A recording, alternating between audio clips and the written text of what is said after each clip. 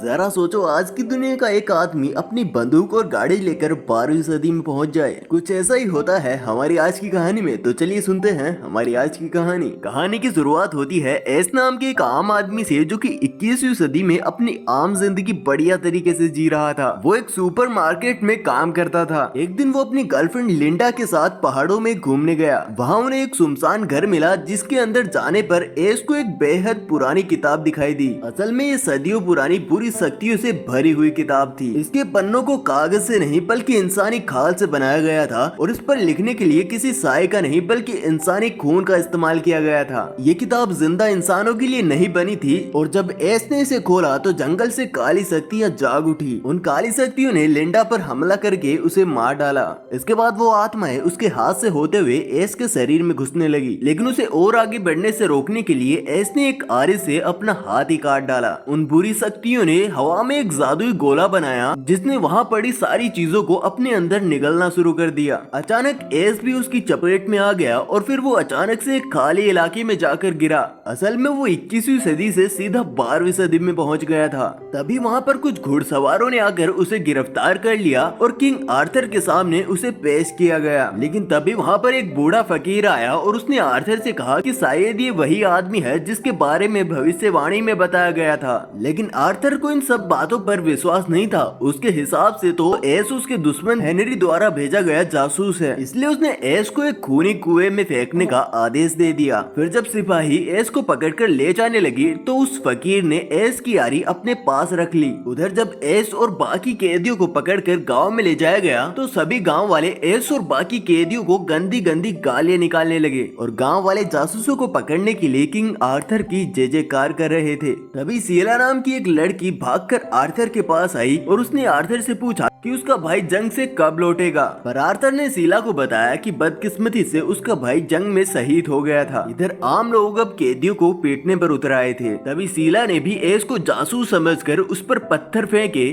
ताकि वो अपने भाई की मौत का बदला ले सके। खैर, इसके बाद सभी कैदियों को शहर के बीचों बीच बने खूनी कुएं के पास ले जाया गया, और जब पहले कैदी को कुएं के अंदर धकेला गया तो फिर कुछ ही समय बाद कुएं में से एक खून का फंवारा छूट गया, जिसे देखकर एक कैदी ने वहां से डरकर भागने की कोशिश की, लेकिन आर्थर ने उसे अपने तीर से वहीं पर मार गिराया। इसके बाद एस की बारी थी। तभी शीला ने उस पर एक पत्थर मारा ताकि वो बचकर भाग न सके। जैसे ही एस कुएं में गिरकर नीचे पहुंचा तो अचानक से खूंखार ज़ॉम्बीज़ ने उस पर हमला कर दिया। एस भी बड़ी बहादुरी से उनका मुकाबला करने लगा, लेकिन तभी बूढ़े फकीर ने ऊपर से उसकी मदद के लिए वो आरी फेंकी। एस ने अपने कटे हुए हाथ से भी उस आरी को पकड़ लिया और एक एक करके उन ज़ॉम्बीज़ का काम तमाम कर दिया। लेकिन उसी वक्त लोहे के कांटों वाली दीवारें दोनों तरफ से उसके नजदीक आने लगी। तभी एस ने लोहे की जंजीर थामी और उसी के सहारे ऊपर चढ़ने लगा। उसके पैर उन दीवारों के बीच में आकर कटने ही वाले थे, लेकिन ऐन वक्त पर वो ऊपर चढ़ गया। उसे जिंदा वापस लौटते हुए देखकर किंग आर्थर और बाकी गांव वालों के भी होश उड़ गए। एस 21वीं सदी से अपनी बंदूक लेकर आया था, लेकिन वो लोग सिर्फ तीर कमान और तलवारें चलाना जानते थे। और जैसे ही एस ने बंदूक हवा में उठाई तो सब के सब बुरी तरीके से डर गए। तभी कुएं में से एक ज़ॉम्बी निकलकर उसकी ओर आया, लेकिन एस ने तभी बंदूक चलाकर उसे वहीं ढेर कर दिया। ऐसी ताकत 12वीं सदी वालों ने कभी नहीं देखी थी, तो सभी लोग उसे भगवान का भेजा हुआ फरिश्ता मानकर उसकी सेवा में जुट गए। एस के चारों ओर सुंदर लड़कियां खाना और शराब लेकर खड़ी रहती थी। फिर शीला भी उसके पाँव में आकर बैठ गई और उस पर पत्थर फेंकने के लिए उससे माफी मांगी, लेकिन एस ने उसे माफ नहीं किया। इसके बाद बूढ़े फकीर ने उसके कमरे में आकर कहा उसे वो किताब ढूंढनी होगी, क्योंकि उसी के जरिए वो वापस अपने घर जा सकता है। लेकिन उसी वक्त वहाँ पर एक अजीब और गरीब सी चुड़ैल आकर चिल्लाने लगी कि इस आदमी को मरे हुए लोगों की किताब नहीं मिल सकती।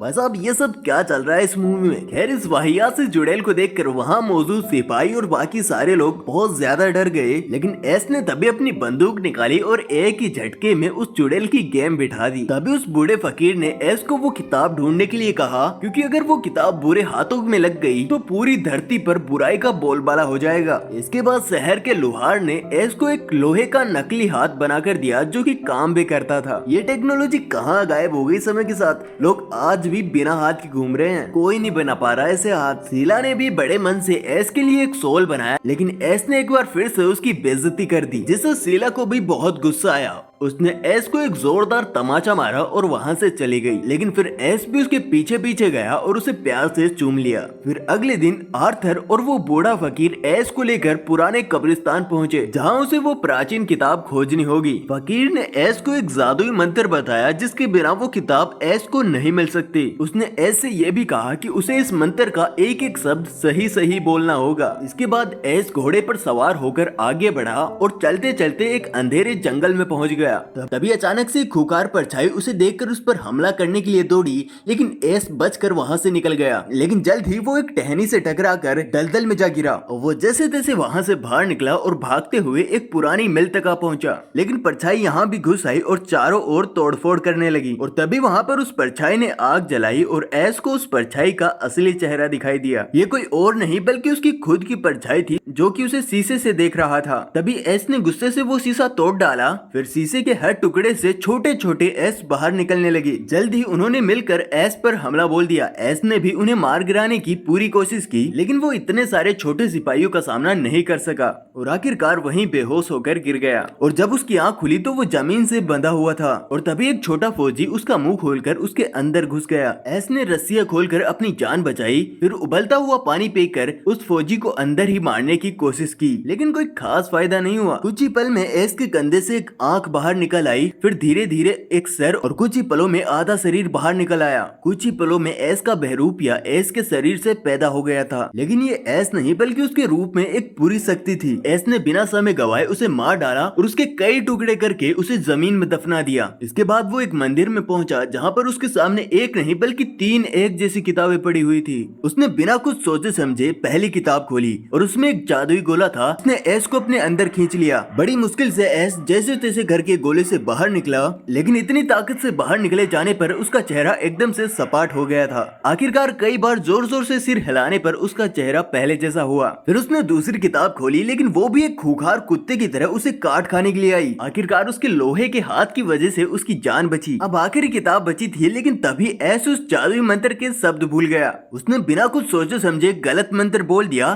तभी अचानक जमीन से मुर्दे बाहर आने लगे। ये खूंखार मुर्दे एस को जान से मार देना चाहते थे, लेकिन वो बड़ी मशक्कत के बाद अपनी जान छुड़ाकर अपने घोड़े के पास आ पहुंचा। अब वो फटाफट शहर की तरफ वापस निकल पड़ा, लेकिन इधर जमीन से उसका बहरूपिया एक राक्षस के रूप में फिर से जिंदा हो गया। उधर एस के लौटने पर सभी गांव वाले खुशियां मनाने लगे, क्योंकि उन्हें लगा कि एस उन्हें बुराई की ताकतों से बचाने के लिए आया है, लेकिन वो तो बस अपने घर लौटना चाहता था। उसने फकीर को वो किताब देते हुए कहा कि ये लो अंकल और जल्दी से घर भेज दो मुझे। लेकिन जब फकीर को पता चला कि एस ने गलत मंत्र बोला था, तो फकीर ने उससे कहा कि अब वो घर नहीं लौट सकता, क्योंकि उसकी इस एक गलती की वजह से पूरी मानव जाति का सर्वनाश होने वाला है। तब एस को एहसास हुआ कि यहाँ के लोगों की मौत का पछतावा उसे हमेशा परेशान करेगा। जल्दी एक वैसी राक्षस उनके बीच पहुंचा और शीला को जबरदस्ती उठाकर वहाँ से ले गया। एस ने अपनी तलवार उठाकर शीला को बचाने की कोशिश की, लेकिन वो नाकामयाब रहा। उधर कब्रिस्तान में एस के बहरूपिये ने सभी गड़े मुर्दे उखाड़कर अपनी फौज तैयार कर ली थी, ताकि वो प्राचीन किताब हासिल कर सके। जब शीला को उस बहरूपिये के पास ले जाया गया तो उसने अपनी ताकत से शीला को भी अपने जैसा बना लिया। जल्दी आर्थर को खबर मिली कि मुर्दों की फौज उन पर हमला करने वाली है। ये सुनकर सभी सिपाहियों में खौफ की खामोशी फैल गई, लेकिन एस ने उन्हें हिम्मत देते हुए कहा कि वो जरूर जीतेंगे। इसके बाद उसने आर्थर को अपने दुश्मन हेनरी से हाथ मिलाने के लिए कहा, ताकि उन दोनों की फौज मिलकर उन मुर्दों का सामना कर सके। आखिरकार आर्थर इसके लिए राजी हो ही गया। उधर एस के बहरूपिये की फौज हमले के लिए निकल पड़ी, जिसमें शीला भी एक मुर्दे की तरह ही शामिल हो गई थी। दूसरी तरफ एस ने अपनी गाड़ी मंगवाई, जो कि 21वीं सदी से उसके साथ ही आ गई थी।